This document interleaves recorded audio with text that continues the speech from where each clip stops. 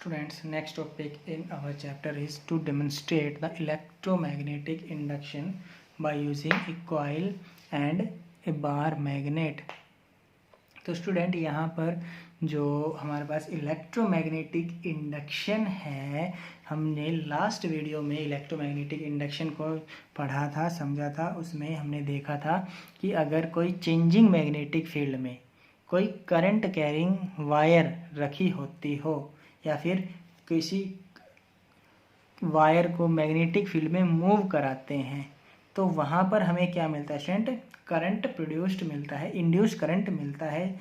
उस फिनोमिना को हमने क्या कहा था स्टूडेंट? इलेक्ट्रोमैग्नेटिक इंडक्शन कहा था। तो स्टूडेंट यहाँ पर ये जो हमारे पास एक इलेक्ट्रोमैग्नेटिक इंडक्शन ही है, ये फिनोमिना भी हमारा क्या है? इलेक्ट्रोमैग्नेटिक इंडक्शन ही है, लेकिन थोड़ा सा डिफरेंट तरीके से सेटअप बनाया हुआ है। तो स्टूडेंट यहाँ पर क्या है, हमारे पास एक सिंपल वायर के जगह हमने इस तरीके से कॉइल यूज़ की हुई है। स्टूडेंट यहाँ पर हम क्या कर सकते हैं? मान लीजिए हमने फिक्स्ड कॉइल यूज़ की है। कॉइल क्या है स्टूडेंट? अभी हमने फिक्स्ड कॉइल यूज़ की है। यहाँ पर ये फिक्स्ड कॉइल हमने क्या की है? यूज़ की है। तो स्टूडेंट मान लीजिए ये फिक्स्ड कॉइल है, ये हमारे पास क्या है? एक मैग्नेट है, और यहाँ पे ये हमारा क्या है स्टूडेंट? एक गैल्वेनोमीटर है। गैल्वेनोमीटर क्या होता है स्टूडेंट? एक ऐसा डिवाइस जो कि किसी सर्किट में करंट की प्रेजेंस को मेज़र करता है, प्रेजेंस को बताता है, यानी किसी सर्किट में कोई करंट है या नहीं, यानी उस सर्किट में से करंट फ्लो हो रहा है या नहीं, उसके बारे में हमें गैल्वेनोमीटर इंफॉर्मेशन देता है। तो स्टूडेंट यहाँ पर हम गैल्वेनोमीटर ये इस एक्सपेरिमेंट के अकॉर्डिंग किस तरीके से समझ सकते हैं इलेक्ट्रोमैग्नेटिक इंडक्शन को। तो मान लीजिए हमारे पास क्या है, एक ये जो मैग्नेट है इसको हम क्या कर रहे हैं स्टूडेंट? इस डायरेक्शन में क्या कर रहे हैं? ऐसे पुश कर रहे हैं अंदर की तरफ। तो स्टूडेंट यहाँ पर जब हम इसको अंदर की तरफ ऐसे पुश करते हैं तो स्टूडेंट हमें क्या मिलता है? ये जो गैल्वेनोमीटर है, मान लीजिए इसने इस डायरेक्शन में क्या किया? डिफ्लेक्शन किया। तो जैसे ही हम इस डायरेक्शन में क्या, हमें क्या मिलता है स्टूडेंट? ऐसे डिफ्लेक्शन मिलता है। तो इसका मतलब ये हुआ कि इस वायर में से ऐसे करंट फ्लो हो रहा है, यानी करंट ऐसे आया होगा और करंट ऐसे हमें मिलेगा। यानी हम कह सकते हैं कि जैसे ही मैग्नेट को हमने इसके अंदर ऐसे पुश किया और इसको ऐसे मूव कराने लग रहे थे तो हमें क्या मिलता है स्टूडेंट? इस सर्किट में कि करंट, ये जो गैल्वेनोमीटर होता है ये क्या करता है? डिफ्लेक्शन देता है और हमें क्या मिलता है स्टूडेंट? यहाँ पर करंट मिलता है। और मान लीजिए करंट की डायरेक्शन ये है। तो स्टूडेंट अब नेक्स्ट हम क्या कर सकते हैं? कॉइल को यहाँ पर फिक्स रखा था और यहाँ पे भी क्या है, हमारा कॉइल क्या है स्टूडेंट? फिक्स ही हमने मान के चला है। तो अगर हम स्टूडेंट यहाँ पर कॉइल को क्या रखते हैं? यहाँ पर फिक्स रखते हैं, और इस बार तो हमने मैग्नेट को ऐसे पुश किया था, लेकिन इस बार हम क्या कर सकते हैं? मैग्नेट को इस डायरेक्शन में क्या कर रहे हैं? पुल कर रहे हैं, बाहर निकालने की कोशिश कर रहे हैं। तो स्टूडेंट जब हम गैल्वेनोमीटर, ये जो हमारे पास मैग्नेट है, इसको इस तरीके से बाहर निकालेंगे तो जो ये गैल्वेनोमीटर होता है स्टूडेंट, गैल्वेनोमीटर जो होता है, ये गैल्वेनोमीटर स्टूडेंट क्या करता है? ये इस बार जब हम जो मोशन ऑफ द मैग्नेट है उसको पहले से अपोजिट करते हैं, यानी इस बार बाहर की तरफ लेके जा रहे हैं, तो जो गैल्वेनोमीटर की नीडल होती है वो भी स्टूडेंट हमें क्या दिखाई देती है? अपोजिट डायरेक्शन में ऑब्जर्व होती है। वो भी हमें क्या ऑब्जर्व होती है स्टूडेंट? अपोजिट डायरेक्शन में ऑब्जर्व होते हैं। यानी इसका मतलब ये हुआ स्टूडेंट कि करंट की डायरेक्शन हमें ऐसे ऑब्जर्व होगी, यानी हम कह सकते हैं इस बार करंट हमें ऐसे मिलेगा। तो स्टूडेंट यहाँ पर जब हमारी कॉइल फिक्स थी और मैग्नेट को जब अंदर की तरफ पुश कर रहे थे और बाहर की तरफ पुल कर रहे हैं, तो दोनों केस में हमें क्या मिल रहा है? करंट मिल रहा है। और जैसे ही मैग्नेट की डायरेक्शन को मैंने अपोजिट किया तो करंट की डायरेक्शन भी क्या हो रही है स्टूडेंट? अपोजिट हो गई, चेंज हो गई। और स्टूडेंट अगर हम एक और केस करते हैं क्या, कि मैग्नेट को इसके अंदर ले जाके ऐसे फिक्स करके छोड़ देते हैं। इस तरीके से हमने क्या किया? मैग्नेट को अंदर लेके गए और वहाँ पर छोड़ दिया, रेस्ट में रख दिया, यानी इस मैग्नेट को हम मूव ना कराएं। तो स्टूडेंट जब हम मैग्नेट को मूव नहीं कराते हैं, जब हम मैग्नेट को मूव नहीं कराते हैं तो स्टूडेंट हमें उस केस में कोई भी करंट नहीं मिलता है, कहने का मतलब क्या है, जब हम मैग्नेट को यहाँ पर रेस्ट में लेके आ जाते हैं तो ये जो गैल्वेनोमीटर होता है स्टूडेंट, वो किसी भी तरह की डिफ्लेक्शन नहीं देता है। यानी हम कह सकते हैं इफ मैग्नेट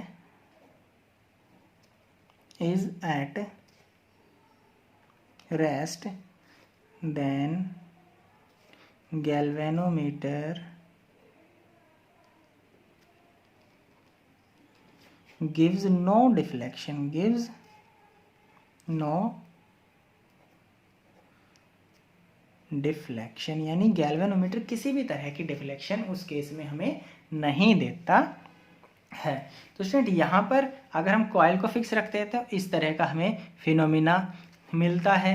तो अगर स्टूडेंट हम क्या करें, कॉइल को इस बार मूव कराएं और मैग्नेट को फिक्स रखें तो भी हमें क्या मिलता है, यहाँ पर इलेक्ट्रोमैग्नेटिक इंडक्शन फिनोमिना ऑब्जर्व होता है। मान लीजिए हमने क्या किया स्टूडेंट, इस बार मैग्नेट है ये हमारी NS, ये हमारी क्या है, फिक्स्ड मैग्नेट है। क्या है स्टूडेंट, ये हमारी एक फिक्स्ड मैग्नेट है। और इस बार हम क्या कर रहे हैं, जो ये कॉइल है ये हमारा क्या है, गैल्वेनोमीटर है।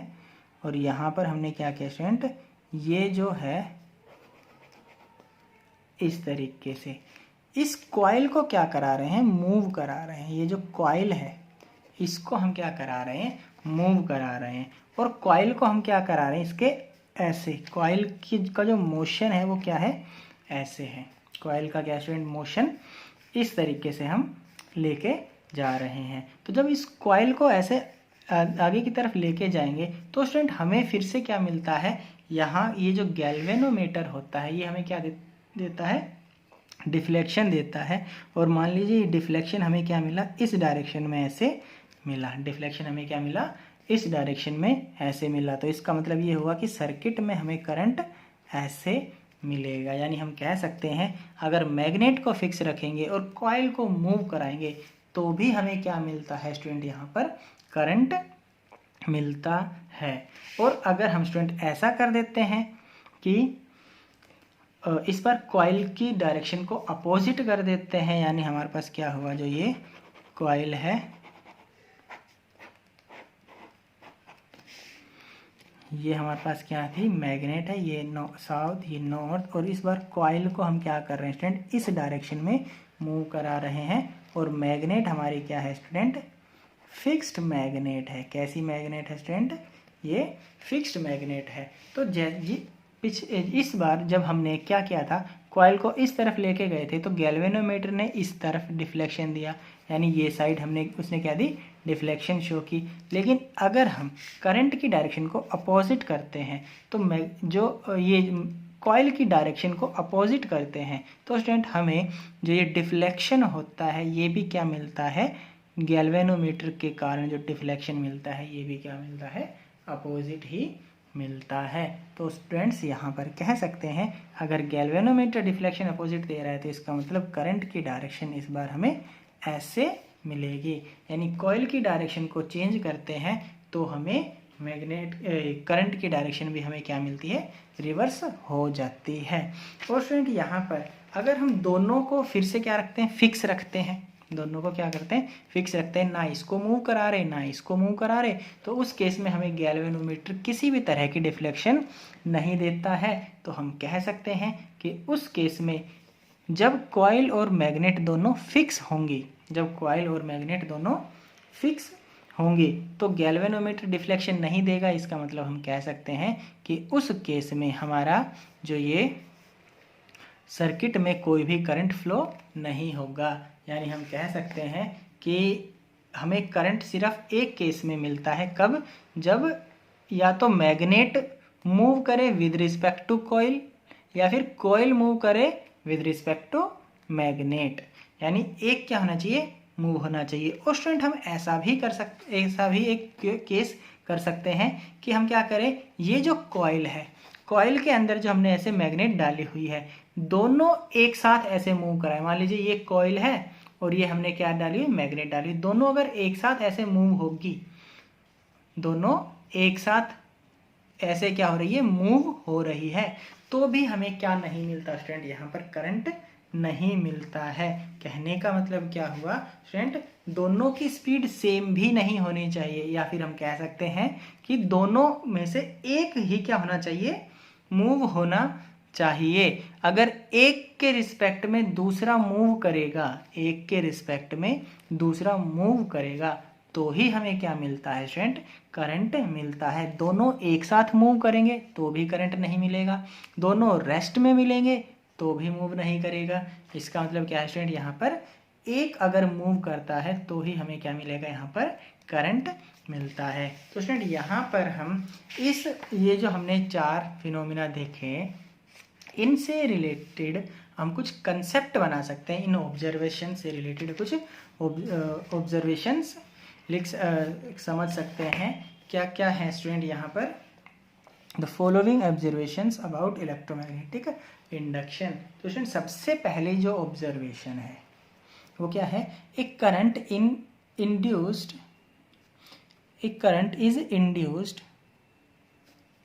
in a coil when it moved related to a fixed magnet। तो स्टूडेंट जैसा कि हमने इस केस में देखा था, कॉइल में करंट इंड्यूस होगा कब, जब ये मूव करेगी रिलेटेड टू फिक्स्ड मैग्नेट, यानी मैग्नेट अगर फिक्स होगी और कॉइल मूव करती है तो हमें क्या मिलता है स्टूडेंट, करंट मिलता है। पहली स्टेटमेंट।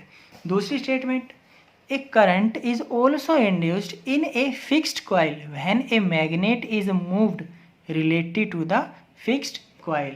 कहने का मतलब क्या है, अगर हम कॉइल को फिक्स करते हैं और मैग्नेट को मूव कराते हैं तो भी हमें क्या मिलता है स्टूडेंट, वहाँ पर इंड्यूस करंट मिलता है। जो कि ये दोनों स्टेटमेंट्स थी, यानी जब कॉइल दोनों फिक्स थी तो हमें मैग्नेट मूव करा रहे थे तो हमें दोनों में क्या मिल रहा था, करंट मिल रहा था। लेकिन स्टूडेंट यहाँ पर थर्ड पॉइंट देखिए स्टूडेंट, यहाँ पर थर्ड पॉइंट क्या है कि no current is induced in a coil when the coil and the magnet both stationary related to one another. तो स्टूडेंट यहाँ पर क्या है कि कोई करंट हमें वहाँ पर नहीं मिलेगा in the coil when the coil and the magnet both are stationary relative to one another. मतलब एक दूसरे के रिलेटिव में जब वो रेस्ट में रहेंगे यानी स्टेशनरी रहेंगे तो हम उसको क्या कहेंगे, तब हमें क्या नहीं मिलेगा स्टूडेंट, वहाँ पर करंट नहीं मिलेगा। तो सबसे पहले स्टूडेंट यहाँ पर देखते हैं stationary relative to one another क्या होता है बाय यूजिंग एन एग्जाम्पल। तो स्टूडेंट मान लीजिए कि इस तरीके से हमारे पास क्या है, दो ट्रेन है, मान लीजिए दोनों सेम स्पीड से चल रही है और दोनों की जो डायरेक्शन है वो भी क्या है, सेम ही है। यानी हम कह सकते हैं दोनों ट्रेन पैरेलल एक ही डायरेक्शन में सेम स्पीड से चल रही है। और ये जो ट्रेन है, इस ट्रेन में मान लीजिए एक पर्सन बैठा हुआ है यहाँ ए, इस ट्रेन में दूसरा पर्सन कोई बैठा हुआ है बी, वो भी इस ट्रेन के साथ साथ क्या है, ऐसे चलने लग रहा है। और मान लीजिए एक और तीसरा पर्सन है जो कि किसी प्लेटफॉर्म पर खड़ा हुआ है।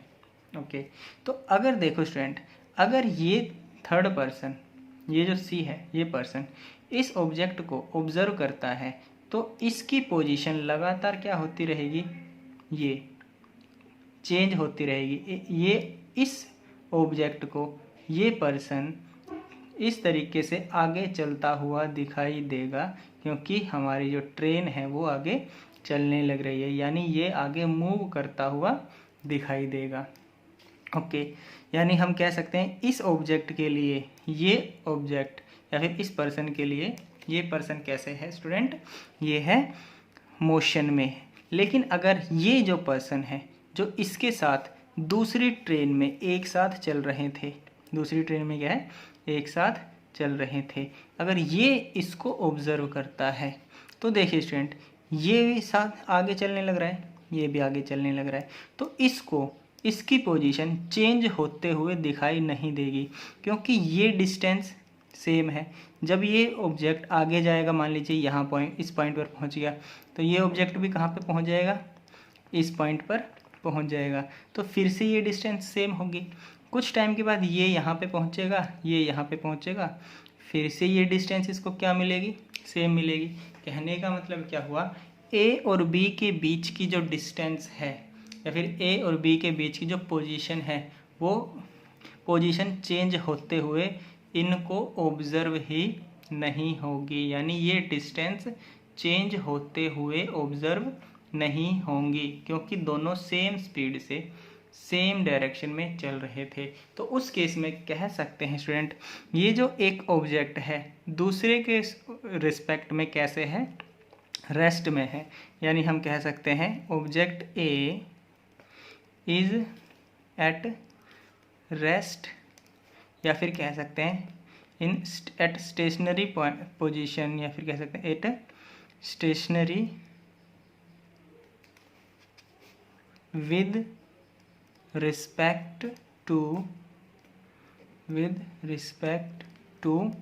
B. Object A is at rest with respect to B, यानी बी के रिस्पेक्ट में ए क्या है स्टूडेंट, यहाँ पर रेस्ट में है, और ए के रिस्पेक्ट में बी क्या है, रेस्ट में है। तो इस तरह की सिचुएशन को हम क्या कहते हैं, stationary situation with respect to another. तो यहाँ पर ये इसके रिस्पेक्ट में रेस्ट में है, ये इसके रिस्पेक्ट में रेस्ट में है, लेकिन ये दोनों के दोनों इसके रिस्पेक्ट में क्या है स्टूडेंट, मोशन में है। तो स्टूडेंट यहाँ पर अगर दोनों सेम डायरेक्शन में सेम वेलोसिटी के साथ मूव करेंगे तो हम कह सकते हैं ये एक दूसरे के रिलेटिव में, एक दूसरे के रिस्पेक्ट में, हम कुछ भी कह सकते हैं यहाँ पर, रिलेटिव वर्ड भी यूज़ कर सकते हैं और रिस्पेक्ट वर्ड भी यूज़ कर सकते हैं। तो ये दोनों ऑब्जेक्ट एक दूसरे के रिस्पेक्ट में हमें क्या मिल रहा है स्टूडेंट, रेस्ट में मिल रहा है, स्टेशनरी पोजीशन में मिल रहा है। तो स्टूडेंट यहाँ पर जो ये सिचुएशन है सेम यही है। क्या कह रहा है, the no current is induced in a coil when the coil and the magnet are both stationary relative to one another. तो स्टूडेंट यहाँ पर देखिए, जब हमने इन कॉइल्स को, दोनों कॉइल और मैग्नेट को दोनों एक साथ ऐसे मूव किया या फिर एक साथ ऐसे मूव किया, तब हमें क्या है, करंट नहीं मिल रहा था इस गैल्वेनोमीटर में। तो स्टूडेंट यहाँ पर एक मूव होना चाहिए। अगर हम कॉइल, मान लीजिए ये कॉइल है और ये हमारा क्या है, मैग्नेट, दोनों सेम डायरेक्शन में और सेम वेलोसिटी के साथ ऐसे सेम डायरेक्शन में सेम वेलोसिटी के साथ मूव होंगे तो इनके बीच की जो पोजीशन होगी स्टूडेंट वो चेंज ही नहीं होगी, और वो बीच की पोजीशन चेंज नहीं होगी तो हम कह सकते हैं कि वो कैसे हैं, स्टेशनरी हैं एक दूसरे के रिस्पेक्ट में, और उस कंडीशन पर स्टूडेंट हमें करंट नहीं मिलता है इस सर्किट में। ओके स्टूडेंट, तो यहाँ पर हमारे पास फोर्थ पॉइंट है। Student fourth point is that when the direction of the motion of coil और magnet is reversed, the direction of the current induced in the coil also get reversed. तो student जैसा कि हमने देखा था कि ये क्या है कि अगर हम कॉइल के डायरेक्शन की मोशन को हम क्या करते हैं, चेंज करते हैं, या फिर मैग्नेट की डायरेक्शन को चेंज करते हैं, तो जो डायरेक्शन ऑफ करंट होता है वो क्या हो जाता है स्टूडेंट, रिवर्स हो जाता है। जैसा कि हमने इन केसेस में देखा था, जैसे कि हमारा मैग्नेट को हम क्या कर रहे थे, मूव करा रहे हैं। मान लीजिए यहाँ पर अगर मैग्नेट को मैं इस डायरेक्शन में क्या कर रहा था, मूव करा रहा था, देखो ये मोशन क्या है, मैग्नेट की डायरेक्शन की है, तो उस केस में हमें करंट की डायरेक्शन स्टूडेंट ये मिली थी, करंट की डायरेक्शन क्या मिली थी, ये मिली थी। और स्टूडेंट अगर हम मैग्नेट के मोशन को अपोजिट कर देते हैं यहाँ पर इस तरीके से, यानी अगर मैग्नेट को मैं इस डायरेक्शन में मूव कराता हूँ तो स्टूडेंट यहाँ पर हमें करंट की डायरेक्शन देखो इस ऐसे अपोजिट मिलना स्टार्ट हो जाती है।